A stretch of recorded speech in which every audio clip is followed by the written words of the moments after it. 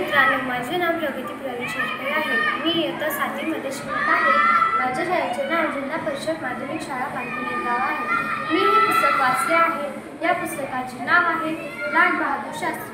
या पुस्तकाचे लेखक आहेत ज्ञानेश्वर भिवगडे। या पुस्तकामध्ये लाल बहादूर शास्त्री यांचा जीवन परिचय आहे आणि त्यांच्या जन्मापासून ते मृत्यूपर्यंत त्यांचा जीवन परिचय आहे। काशी या पुण्य पावन स्थळात जवळील मोगलसराई या गावी 2 ऑक्टोबर 1904 रोजी लाल बहादूर शास्त्री यांचा जन्म झाला। त्यांच्या आईचे नाव राम दुलारी देवी व वडिलांचे नाव श्रीवास्तव असे होते। त्यांचे खूप छोटे कुटुंब होते आणि त्यांना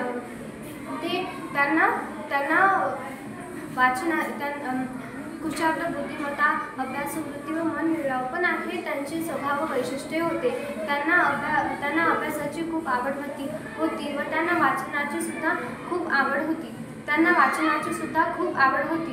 ते दररोज कोणते ना कोणते पुस्तक वाचायचे आणि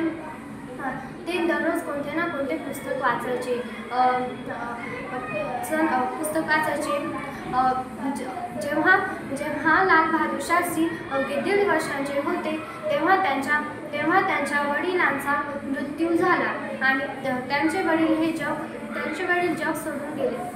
त्यामुळे त्यांच्यावरील छत्र हरवले आणि त्यामुळे तेव्हाच्या काळामध्ये विधवा महिलांना पुन्हा विवाह करू देत नव्हते।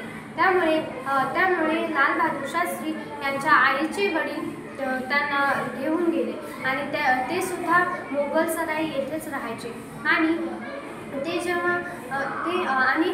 ते मोगलसराई येथे 16 वर्षेपर्यंत हरिश्चंद्र हायस्कूल या शाळेमध्ये त्यांनी शिक्षण घेतले आणि ते जेव्हा 17 वर्षाचे झाले तेव्हा ते बनारसमध्ये त्यांच्या मावशीकडे राहायला गेले। त्यांची मावशी बनारसमध्ये राहायची आणि त्यांचे मावसे म्हणजेच की श्रीकुमार ते अगदी शिस्तप्रिय असे होते। ते नेहमी लाल बहादूर शास्त्री यांना खूप शिस्त लावायचे आणि जेव्हा लाल बहादूर शास्त्री जेव्हा शाळेतून घरी यायचे तेव्हा त्यांचे मावसे त्यांचा अभ्यास घ्यायचे आणि जेव्हा लाल बहादूर शास्त्री शाळेतून घरी यायचे तेव्हा त्यांना अभ्यासाबरोबरच खेळण्याची सुद्धा आवड होती। ते फुटबॉल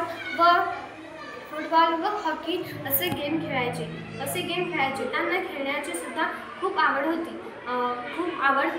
आणि त्यांना अभ्यासाची सुद्धा खूप आवड होती। जेव्हा ते अगदी 23 वर्षांचे झाले तेव्हा त्यांनी असा विचार केला की आपला भारत गुलाम आहे आणि त्यामुळे मी माझ्या भारताला स्वातंत्र्य मिळवून देईन। त्यामुळे त्यांना असे वाटले की मी आता माझे सर्व लक्ष भारताच्या स्वातंत्र्यामध्ये घालीन आणि त्यांनी त्याचा निर्देश केला होता आणि त्यांनी तसेच केले। सन 1987 मध्ये चीन हा देश भारतावर आक्रमण करत होता। तेव्हा लाल बहादूर शास्त्री 23 वर्षाचे होते आणि लाल बहादूर शास्त्री यांना समजले की आपल्या भारत देशाला स्वातंत्र्य मिळवून द्यायला पाहिजे आणि आपल्या भारत देशाला स्वातंत्र्य मिळवून द्यायला पाहिजे। म्हणून त्यांनी अशा खूप सभा बोलावल्या, त्यांनी मोर्चे घातले आणि त्या सभामध्ये ते स्वतः उपस्थित होते। त्यांनी सर्वांना आणि लाल बहादूर शास्त्री यांनी सर्वांची मदत घेऊन भारताला स्वातंत्र्य मिळवून देण्याचा निर्देश केला होता आणि त्यांनी अगदी तसेच केले। जेव्हा लाल बहादूर शास्त्री भारताच्या स्वातंत्र्य चळवळीमध्ये सहभागी झाले तेव्हा त्यांना तुरुंगात अटक झाली आणि त्यामुळे ते तुरुंगात होते आणि ते तुरुंगात असताना सुद्धा ते खूप पुस्तके वाचायचे। ते तुरुंगात सुद्धा पुस्तके वाचायचे, पुस्तकामध्ये काय समजले ते लिहायचे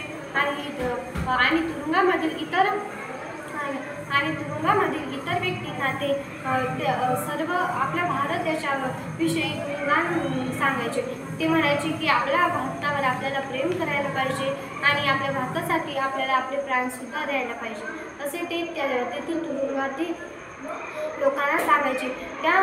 ते जेव्हा भारताच्या स्वातंत्र्य लढ्यामध्ये गेले होते त्यामुळे त्यांना खूप वेळा तुरुंगात अटक झाली होती, तरीसुद्धा ते डगमगले नाही. त्यांनी त्यांचा संघर्ष पूर्ण केला आणि ते तुरुंगात सुद्धा पुस्तकं वाचायचे. तुरुंगात पुस्तकं वाचल्यामुळे त्यांना जगाचं संपूर्ण ज्ञान समजलं आणि जगातल्या सर्व गोष्टी समजल्या. आणि सन 1992 मध्ये त्यांची आई म्हणाली की आता तू विवाह कर.